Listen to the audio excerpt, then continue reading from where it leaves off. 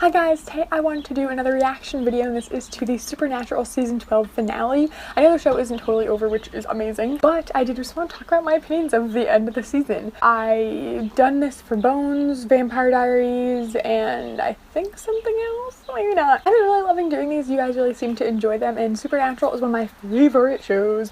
Oh my god, Team Dean. I mean, they're not really against each other, but I love Dean a lot. But this Season 12 finale was a 2-episode finale, and I loved it. Let's just put that out there before I get into like the details. But obviously, since this is a reaction to the finale, there's obviously spoilers, so if you haven't seen it yet, don't watch this because I'm going to spoil every single thing that happens for you. I'm a very hard person to please when it comes to finales. There's been plenty of finales that pissed me off. I watch a ton of TV. I expect things all the time.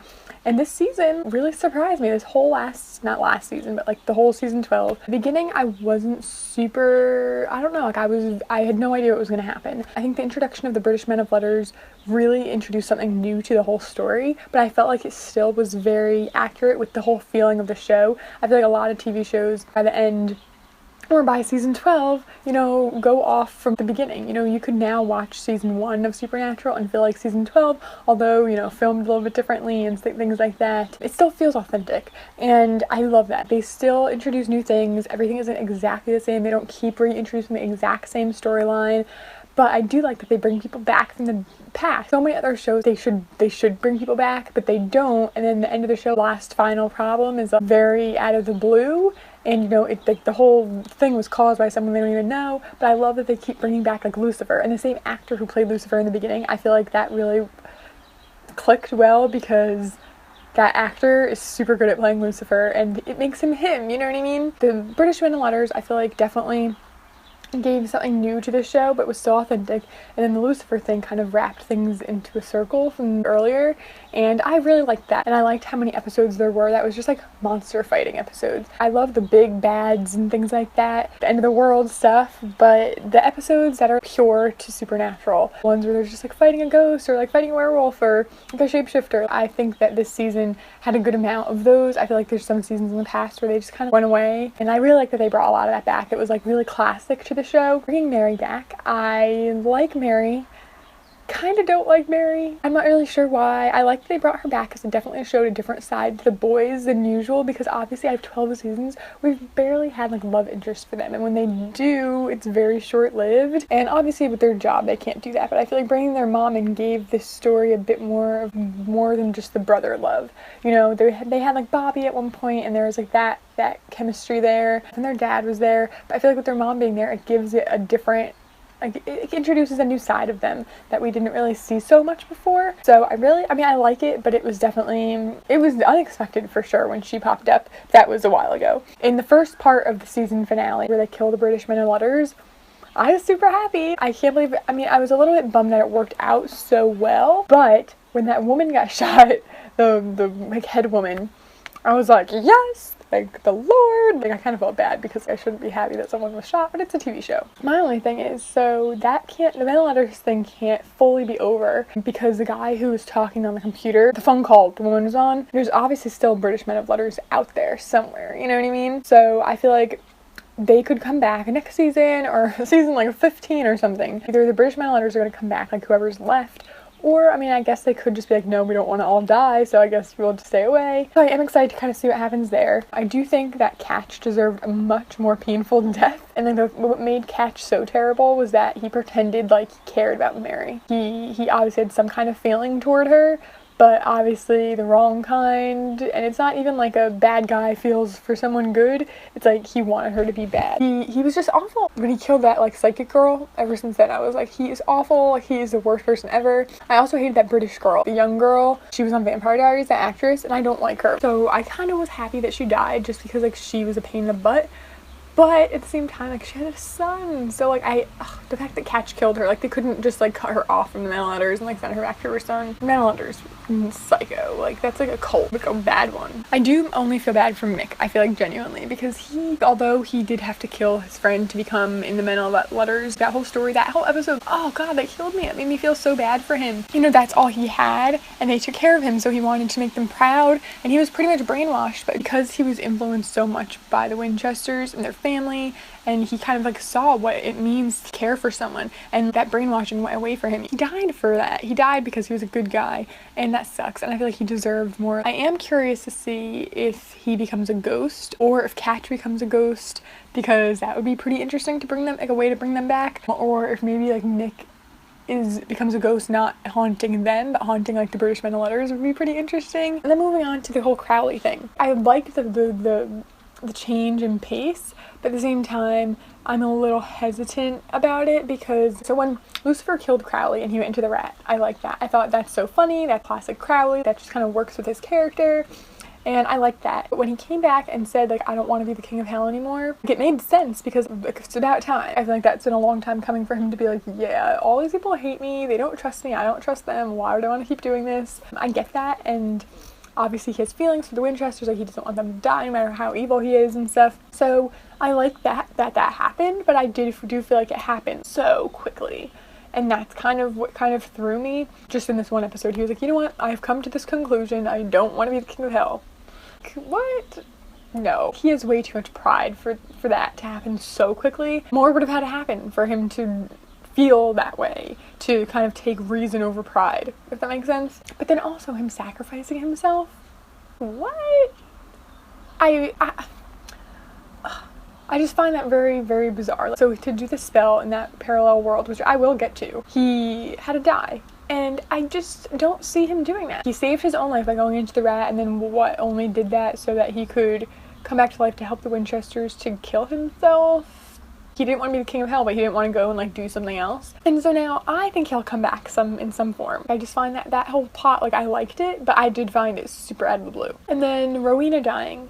That was really sad. I do think she actually died. Like, I don't think she's gonna come back. I kind of hope she would. I like her character, although she was annoying, way worse than Crowley. I did like her. She did make it fun. She had that female, like, we needed a female like her in the show, I think. She was a badass, and although she's like super freaking evil, I don't know, I liked her. I'm bummed that she's gone, but she might come back, like, obviously, who knows. I don't think she'll be back. Like, she's one of the characters, I think he killed her and she's dead. Another thing is when Dean was trying to get into his mom's head to get her back from the brainwashing thing, I liked that. Part of me didn't. It felt kind of forced, but at the same time, I love when they do flashbacks of the kids when they're younger, even though they change the actors like every time. But I do like when they do those flashbacks. I find it fun. It brings me back to the beginning when they do that a lot more often. It really showed their connection. Another thing is that within the last couple seasons, or even is it just this season, removing the risk of death. I think that's pretty interesting, like saying how Dean, Sam, and I guess Mary too, the Winchesters can't come back. If they die next, they die. That's it. And I think that's an interesting turn. I mean, I definitely think it was kind of necessary, because out of all the times they've died, they always come back. It kind of makes you not so worried when they die. And even if they do die, it has to be the end of the show. Like, I feel like that maybe will be how it ends one day, but it does make you more concerned for the other characters, because obviously a go-to for the show was in those season finales to kill off Sam or Dean and then bring them back the first episode of the next season. And that's obviously something that they've gone to and done a couple of times. You know, now knowing that Mary's at risk, Crowley's at risk, Cass is at risk, like knowing that those other characters are at risk makes you a bit more scared, because are they going to come back? Are they going to leave the show? I mean, after 12 seasons, I think everyone's staying on the show. Like, anyone who's been an important character is going to stay. I like that they did that. It definitely changed up how you feel about watching finales. Also, in the beginning of the episode, Castiel being all dad-like, buying all the diapers. Oh my god, my heart is breaking. It's so frustrating, because Cass has that. He's such an interesting character, because there's so many characters on TV that when you're kind of fighting with yourself to like them, it's because they're evil but they have a good quality, like Damon from Vampire Diaries or Klaus from the originals. You know that they're evil, but you have to like them anyway. But Cass is almost the opposite. Like, you love him because he's so funny and goofy and stuff, and he has that really weird, that quality, you know what I'm talking about. But at the same time, like, you don't want to like him because he's almost too good. And it's not that he's boring, but he has a purpose. He's always following some kind of a faith or some kind of purpose or some kind of something that he thinks is right or wrong. And it almost makes you question liking him so much. And I like that. I think that's super, it gives his character such a uniqueness. I really like seeing him as like a dad character. I kind of felt it coming right before it happened, not like throughout the whole episode. I do hope he comes back. I do think Cass will come back somehow, which I will talk about in a bit. But the other world, okay, so that's definitely something I wanted to talk about. When Cass first walked into the little glowy thing and went into the other world, I was like, what are you doing? Why would you just walk right in there? Like, what if you died? Oh my god. And then when the boys went in with him, I was like, how did they just walk in there being so nonchalant? They didn't think about it. They weren't like, what if something happens? What if we can't get out? What if it closes? They didn't have any worries in the world.